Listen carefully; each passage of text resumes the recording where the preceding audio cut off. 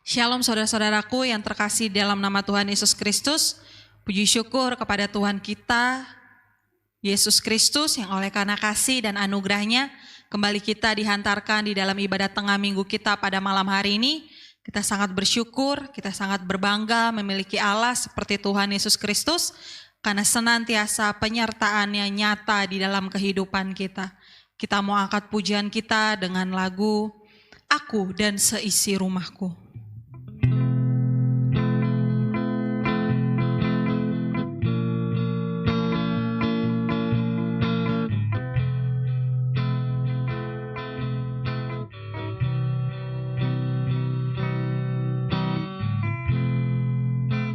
Bersatu dalam kasih, bersama melayani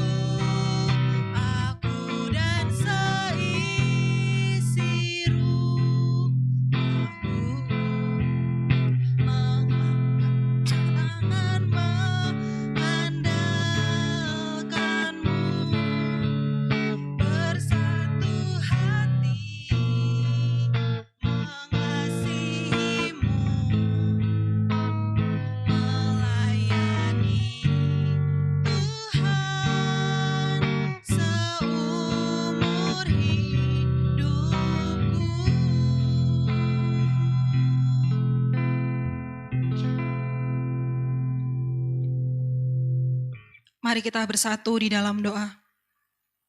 Tuhan Allah Bapa yang bertahta di dalam kerajaan surga, Bapa yang kami kenal di dalam nama Tuhan Yesus Kristus, kami sangat bersyukur, kami sangat berbangga memiliki Allah seperti Engkau Tuhan Yesus Kristus.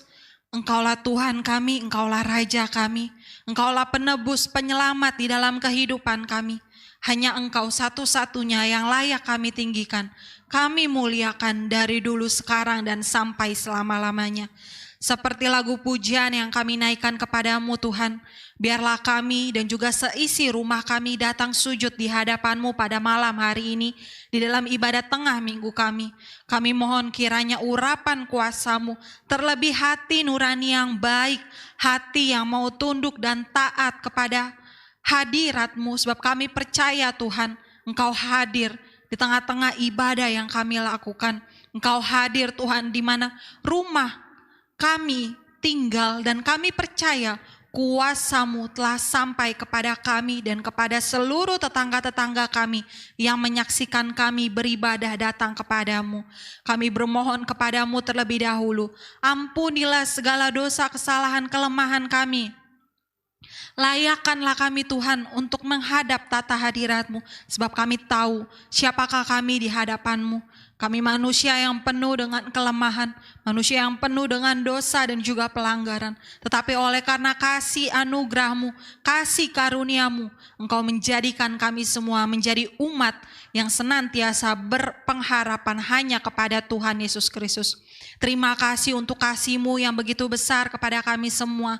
Biarlah kami juga dapat membagikan kasih itu kepada sebanyak-banyaknya jiwa, agar semakin banyak orang yang mengenal dan menjadi percaya kepadamu Tuhan Yesus Kristus. Lingkupi rumah di mana kami beribadah, tempat di mana kami beribadah.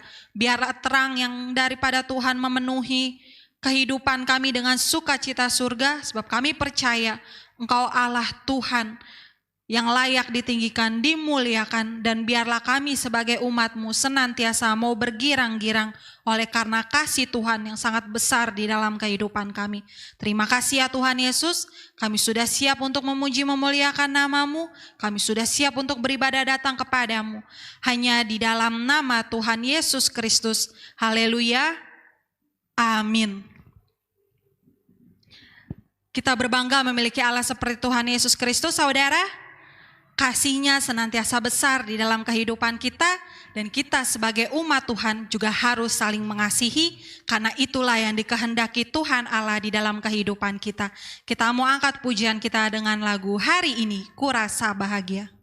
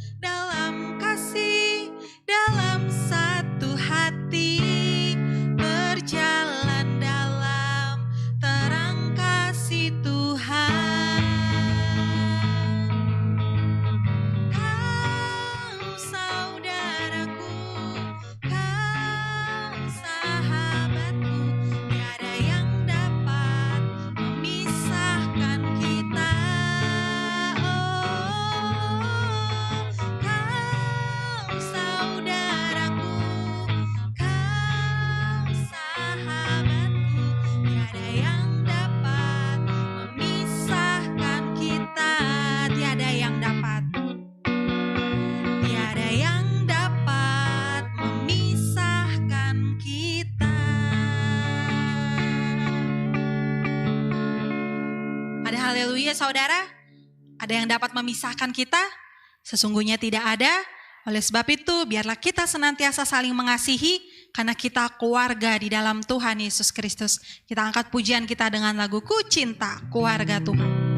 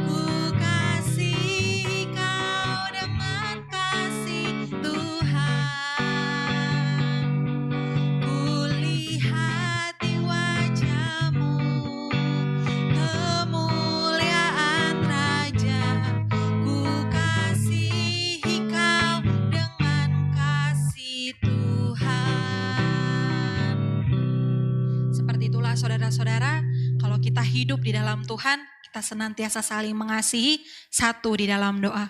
Tiba saatnya kita akan mendengarkan kebenaran Injil firman Tuhan. Kita siapkan hati dan pikiran kita, supaya firman itu kita terima dan kita lakukan di sepanjang kehidupan kita. Kita mau angkat pujian kita dengan lagu Seperti Rusa yang Haus.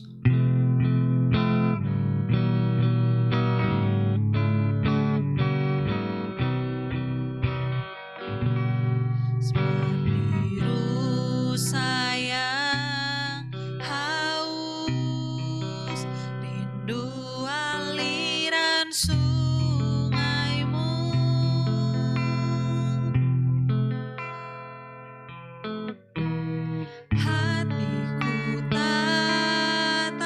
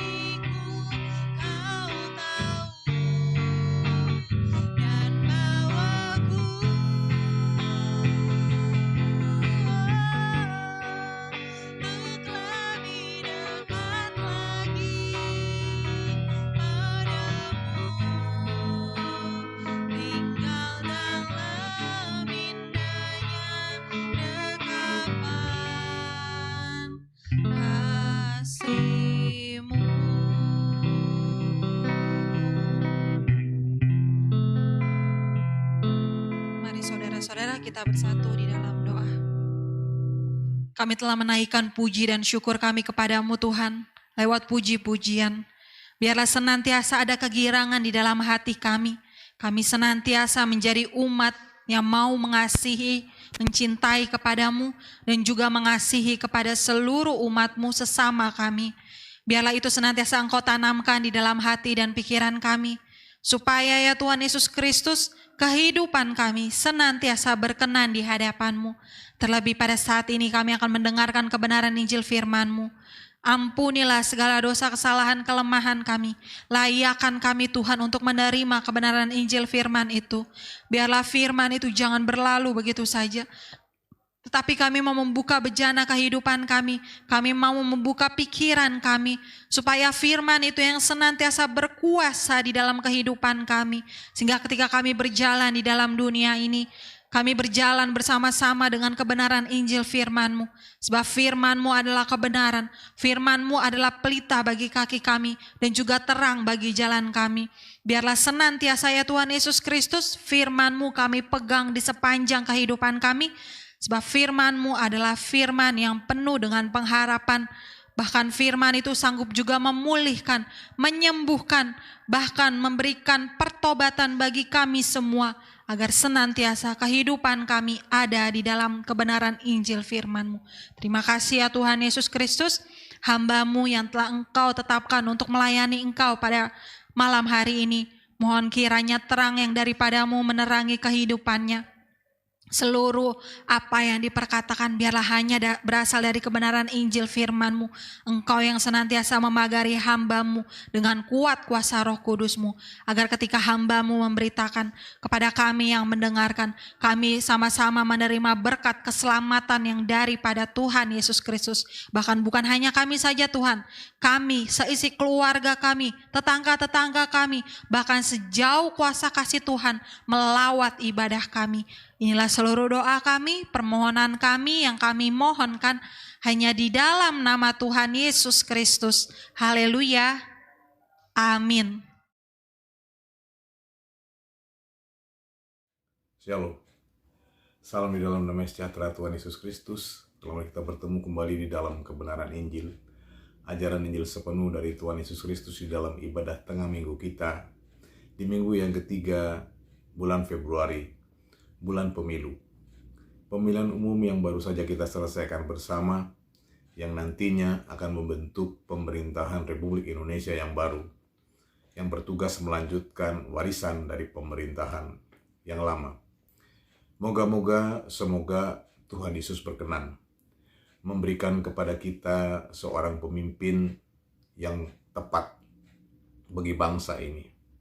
Karena hanya Tuhan Yesus Kristus sajalah kepala pemerintahan yang sejati, yang maha kuasa, dan yang kekal. Sementara pemerintahan di dunia ini silih berganti dari zaman ke zaman. Hanya ada satu pemerintahan yang tetap dan tidak pernah berganti, yaitu pemerintahan Kristus. Saudara-saudaraku, sebagaimana tertulis di dalam kitab Ibrani pasal 13 yang mengatakan, Yesus Kristus tetap sama, baik kemarin maupun hari ini dan sampai selama-lamanya. Hanya Dia sajalah yang dapat memberikan yang terbaik bagi umat manusia, segala bangsa. Inilah renungan kita di hari ini, saudara-saudaraku, pelajaran tentang kasih karunia. Karena sesungguhnya kasih karunia Allah itulah yang terbaik, yang termulia, dan yang terbesar yang disediakan Allah bagi umat manusia yang percaya kepada Tuhan Yesus Kristus, yaitu yang percaya, yang mengenal, dan yang mengerti Tuhan Yesus Kristus. Itu sebabnya tema firman tengah minggu kita pada malam hari ini mengambil judul Pemerintahan Kristus dengan subtema Zaman Kasih Karunia.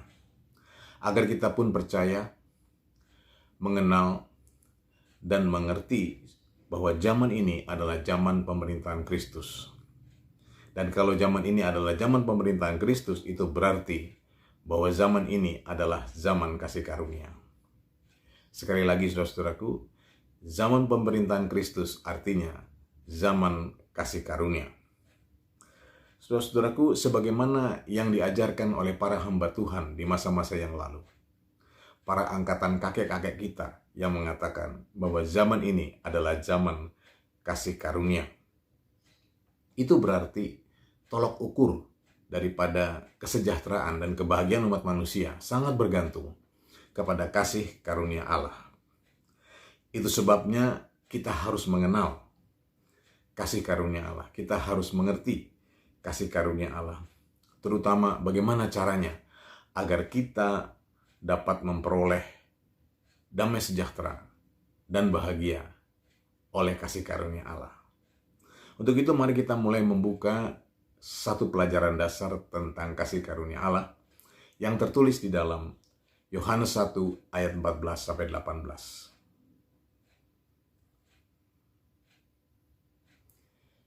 Saya bacakan, saudaraku. Firman itu telah menjadi manusia dan diam di antara kita, dan kita telah melihat kemuliaannya, yaitu kemuliaan yang diberikan kepadanya sebagai anak tunggal Bapa, penuh kasih karunia dan kebenaran.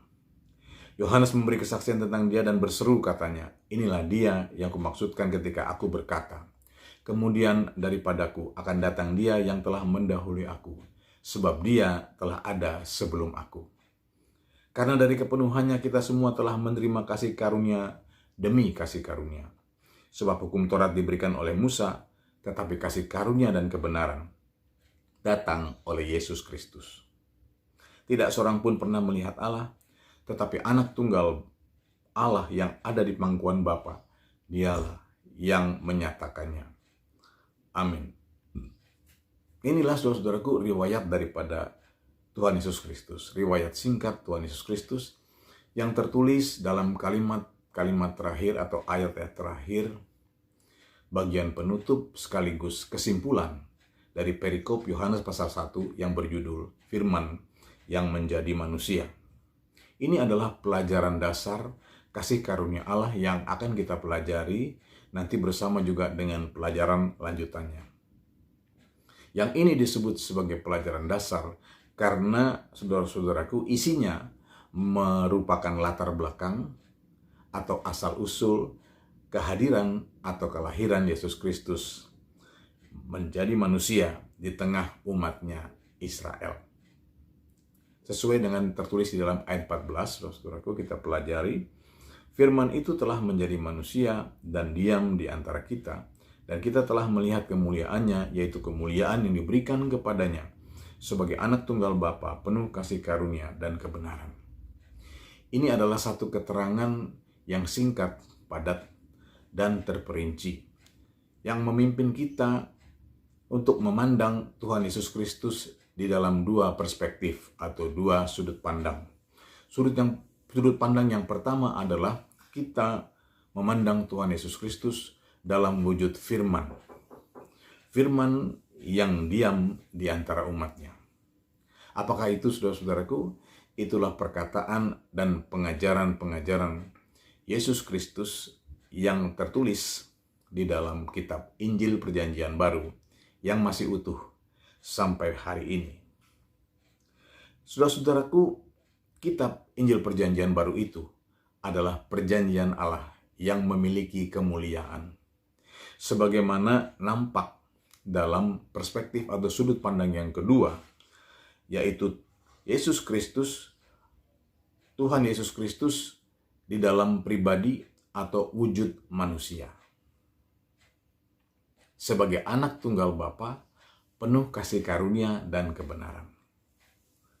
Sebutan daripada anak tunggal Bapa di sini adalah untuk menegaskan bahwa Yesus Kristus adalah satu-satunya Mesias, kepribadian Allah yang diutus ke dunia dalam wujud manusia.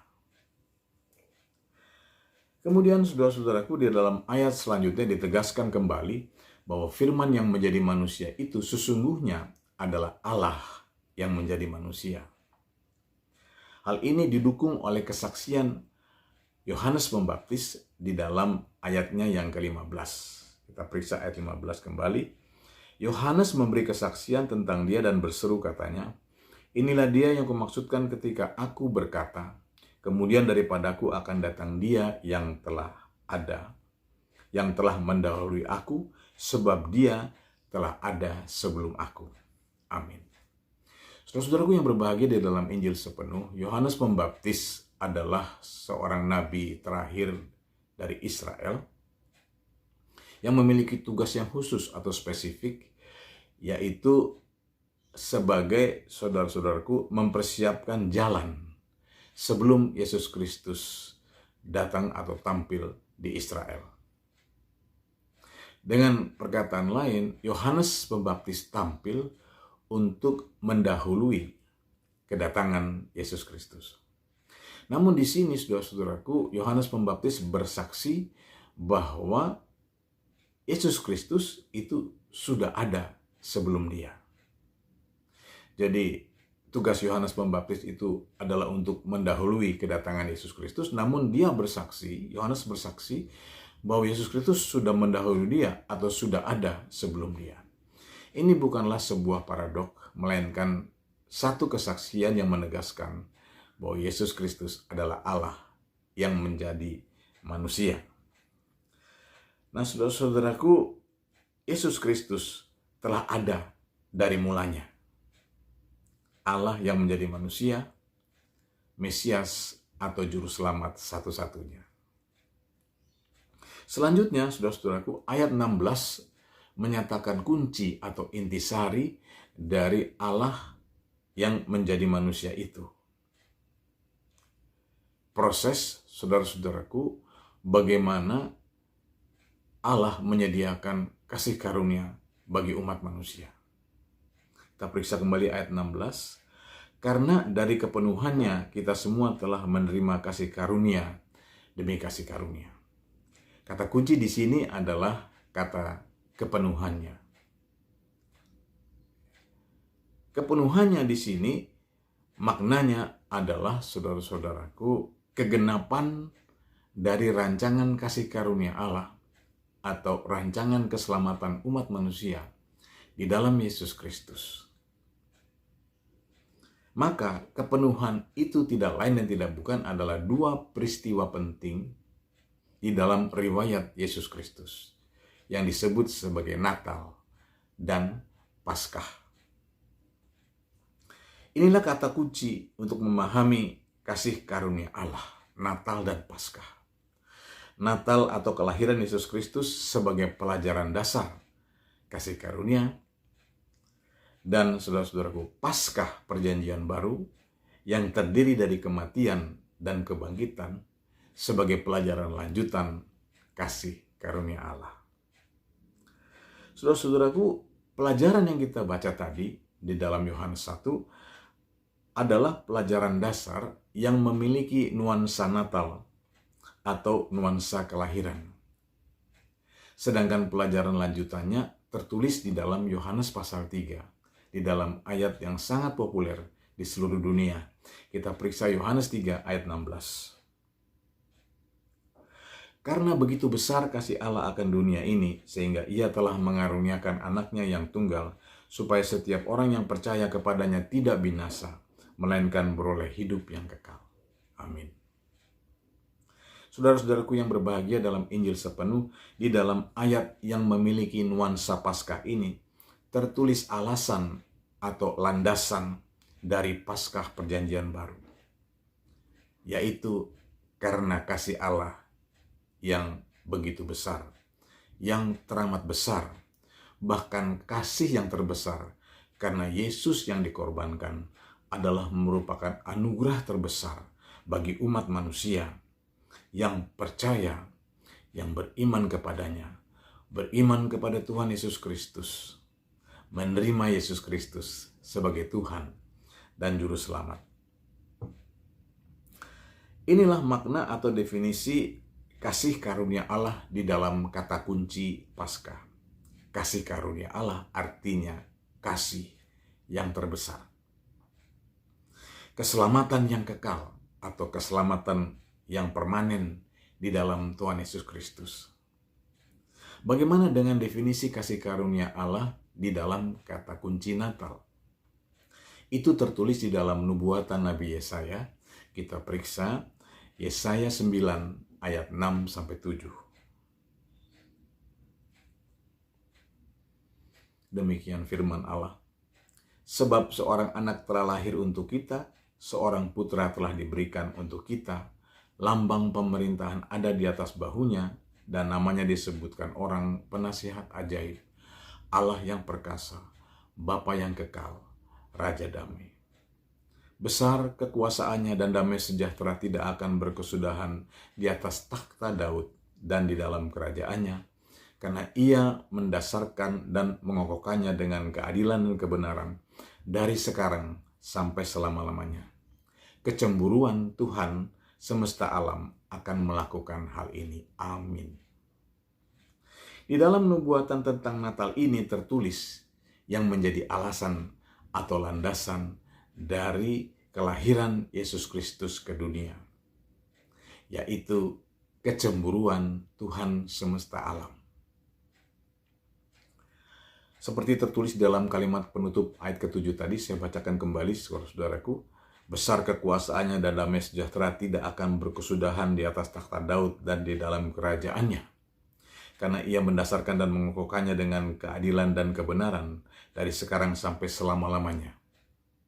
Kecemburuan Tuhan semesta alam akan melakukan hal ini. Inilah yang menjadi makna atau definisi kasih karunia Allah di dalam kata kunci Natal. Kasih karunia Allah adalah kecemburuan Tuhan semesta alam. Apa maksudnya, saudara-saudaraku? Itulah api cemburu Allah atau kehangatan murka Allah. Satu definisi yang bertolak belakang dari definisi yang sebelumnya. Mengapa demikian, saudara-saudaraku? Sebelum diuraikan, saudara-saudaraku, mari terlebih dahulu kita menuntaskan nubuatan Nabi Yesaya ini. Kita simak ayat 6 yang berkata, sebab seorang anak telah lahir untuk kita, seorang putra telah diberikan untuk kita, lambang pemerintahan ada di atas bahunya, dan namanya disebutkan orang, penasihat ajaib, Allah yang perkasa, Bapa yang kekal, Raja damai. Di sini tertulis bahwa kelahiran Yesus Kristus adalah sebagai kandidat atau sebagai mangku bumi, saudara-saudaraku, pemerintahan Kristus. Dikatakan di situ, lambang pemerintahan ada di atas bahunya. Natal ini dikatakan barulah kandidat karena pemerintahan Kristus barulah digenapi setelah rancangan kasih karunia Allah dipenuhi, yaitu Natal dan Paskah yang telah dipenuhi oleh Yesus Kristus dari kepenuhannya. Saudara-saudaraku, disinilah saudara-saudaraku Paskah Perjanjian Baru menjadi unik. Paskah Perjanjian Baru itu berbeda dengan Paskah Perjanjian Lama karena terdiri dari kematian dan kebangkitan, Jumat Agung, dan perayaan Paskah. Di sini kebangkitan Tuhan Yesus Kristus menjadikan Paskah Perjanjian Baru lebih bermakna. Seperti tertulis di dalam kitab Matius. Kita periksa kitab Matius pasal 28 ayat 18-20. Yesus mendekati mereka dan berkata, kepadaku telah diberikan segala kuasa di sorga dan di bumi. Karena itu pergilah, jadikanlah semua bangsa muridku dan baptislah mereka dalam nama Bapa dan Anak dan Roh Kudus. Dan ajarlah mereka melakukan segala sesuatu yang telah kuperintahkan kepadamu, dan ketahuilah, aku menyertai kamu senantiasa sampai kepada akhir zaman. Amin. Lewat kebangkitannya, saudara-saudaraku, Tuhan Yesus Kristus telah dinobatkan sebagai kepala pemerintahan di surga dan di bumi. Dan sebagai kepala pemerintahan, saudara-saudaraku, Tuhan Yesus menyatakan atau menetapkan amanat agungnya, yaitu pemerintahan Kristus di bumi seperti di surga harus dibangun melalui pemuritan dan kesaksian yang memuridkan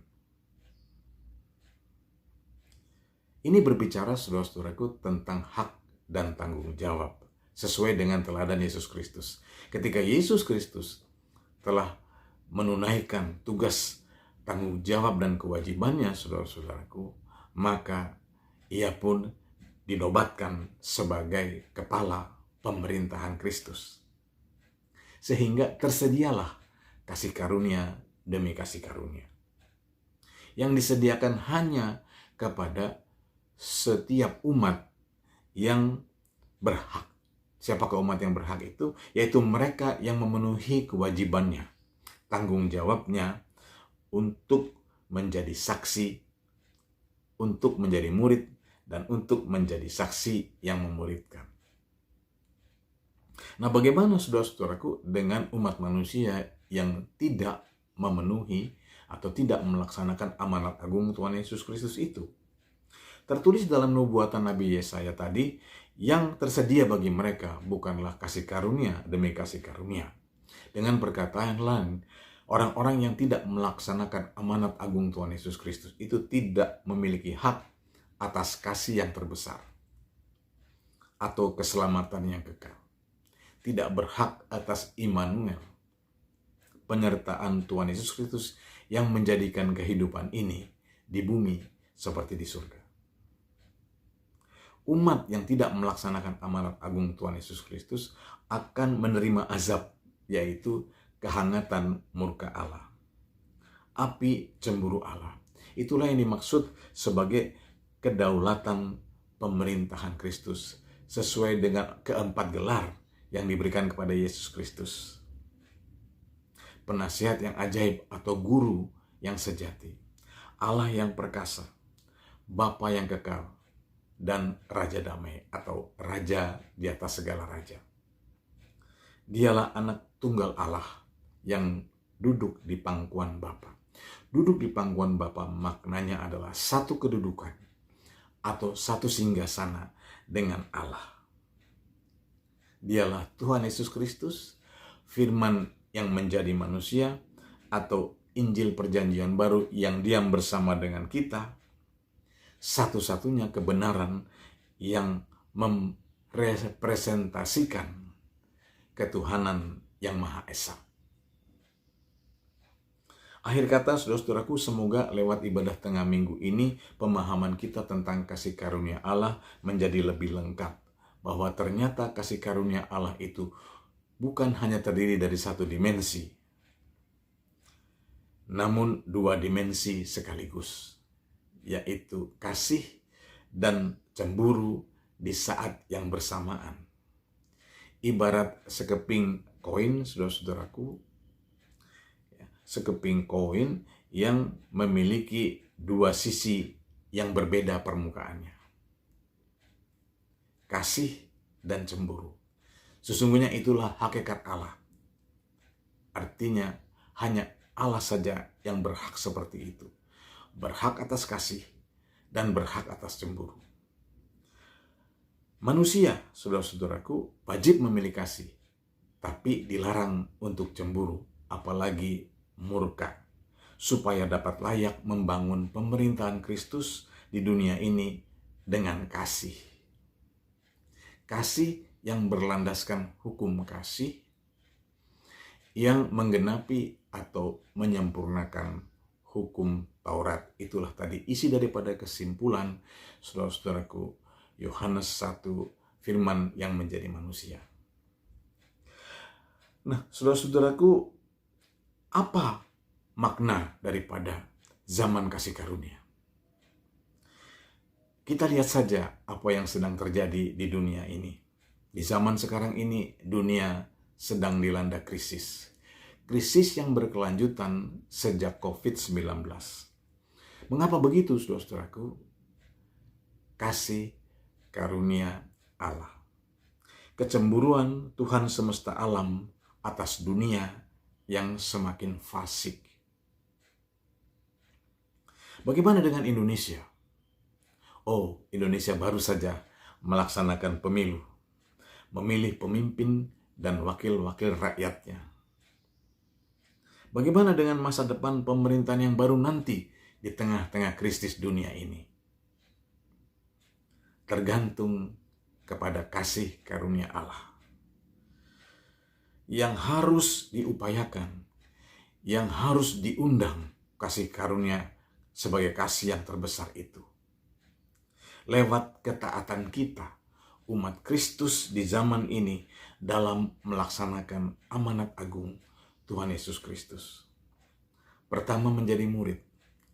Jadi murid dulu, saudara-saudaraku ya, supaya benar, barulah kita dapat menjadi saksi yang memuridkan.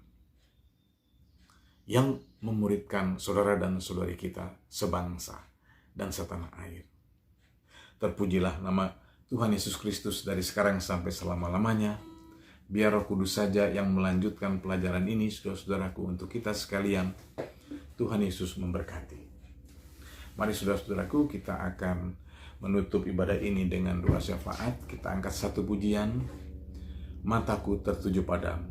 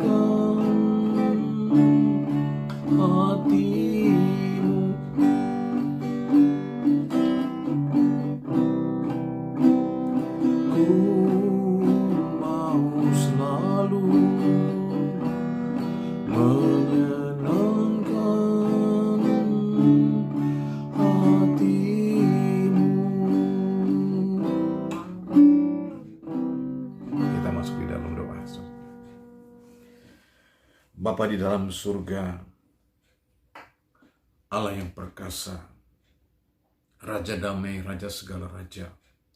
Sungguh di malam hari ini hati kami bersuka cita, penuh dan melimpah dengan ucapan syukur kepadamu ya Bapa, atas perkenan dan pimpinanmu di dalam ibadah tengah minggu kami di malam hari ini. Terima kasih Tuhan Yesus Kristus, jikalau Engkau telah melawat kami dengan firman-Mu, dengan perkataan-Mu yang mengajarkan kepada kami satu yang terbaik, yang terbesar, yang termulia yang Kau sediakan bagi kami, yaitu kasih karunia-Mu.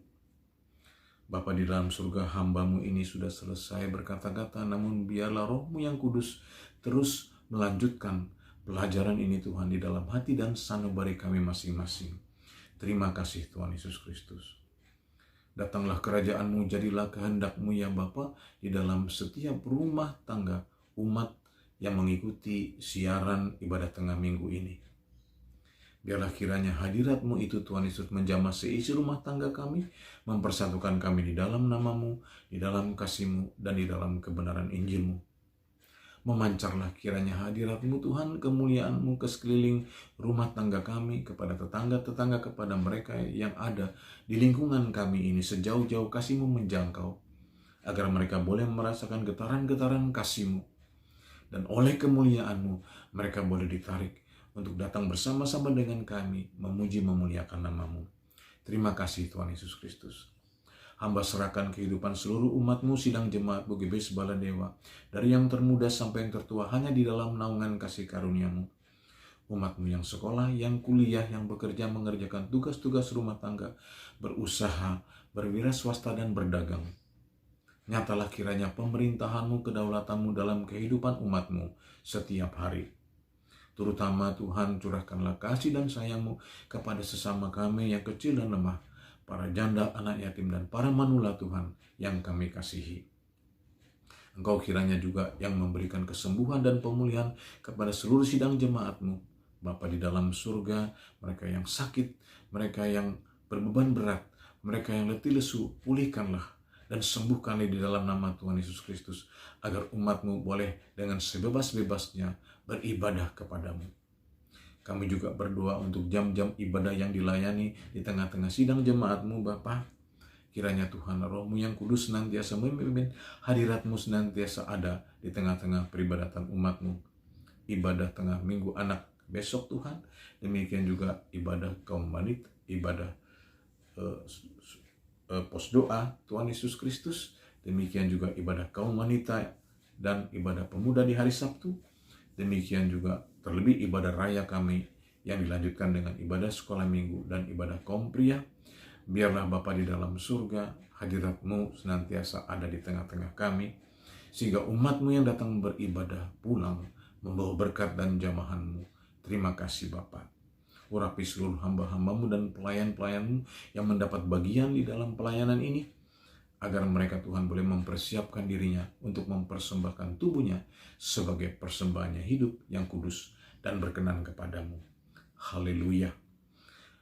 Jaga dan pelihara kiranya Bapa gereja-Mu daripada yang jahat, orang-orang jahat, roh-roh jahat, demikian juga ajaran-ajaran sesat. Terima kasih Bapa. Sekarang kami berdoa untuk umat pilihan-Mu bangsa Israel. Lengan-Mu yang kuat dan tangan-Mu yang ajaib itulah Tuhan yang terulur dan menghentikan peperangan dan kekerasan penumpahan darah yang ada di Gaza sekitarnya. Kuat kuasa mulai yang mendamaikan bangsa Israel dan bangsa Palestina. Kuat kuasa mulai membagari dan melindungi bangsa Israel di tengah-tengah krisis dunia ini. Kirimkanlah pekerja-pekerja-Mu untuk melengkapi jumlah penginjil-penginjil di Israel, terutama dari kedua belas suku umat pilihan-Mu. Utuslah mereka ke seluruh penjuru pelosok Israel, diperlengkapi dengan tanda-tanda ajaib di dalam nama-Mu, agar nama-Mu Tuhan Yesus Kristus menjadi masyhur, dihormati, disegani, dimuliakan di seluruh Israel. Haleluya. Berkat-Mu bagi kota Yerusalem menjadi kota damai sejahtera sesuai dengan rancangan dan kehendak-Mu dari semula, terutama lewat lawatan Roh-Mu yang kudus untuk memberkati para peziarah dari seluruh dunia dan penduduk-penduduk di sana. Pulihkanlah perziarahan yang ada di Yerusalem. Terima kasih Tuhan Yesus Kristus. Mohon anugerah kasih karunia keselamatan juga bagi bangsa negara kami Indonesia ini. Jikalau kami sudah selesai Tuhan melaksanakan pemilu, satu permohonan kami yang Tuhan tidak berubah, yaitu mohon kiranya kuat kuasa-Mu yang menjaga perdamaian, keamanan, dan kesejahteraan dari bangsa kami. Dijauhkan dari segala pertikaian, percekcokan, bahkan penumpahan darah. Terima kasih Tuhan Yesus Kristus. Lindungi bangsa negara kami dari segala bencana dan tulah tanda-tanda akhir zaman. Selamatkan bangsa kami oleh kasih karunia-Mu. Kirimkanlah pekerja-pekerja-Mu untuk melengkapi jumlah penginjil-penginjil yang ada di Indonesia. Utuslah ke seluruh penjuru pelosok wilayah Indonesia diperlengkapi dengan tanda-tanda ajaib di dalam nama-Mu, agar bertambah-tambahlah jumlah dan bilangan saudara-saudara kami sebangsa dan setanah air yang bertobat, menerima Yesus Kristus sebagai Tuhan dan Juru Selamat, menjadi murid-murid-Mu, dan menjadi saksi-Mu, terutama untuk petobat baru para murid tadi. Pakailah mereka untuk menjadi saksi-Mu, untuk memberitakan Injil-Mu. Lawat pemerintahan kami dari yang tertinggi sampai yang terendah, dari pusat sampai daerah, agar mereka Tuhan beroleh hikmat yang daripadamu, sehingga roh takut akan Engkau senantiasa ada di dalam kehidupan mereka, di dalam melaksanakan tugas-tugas mereka.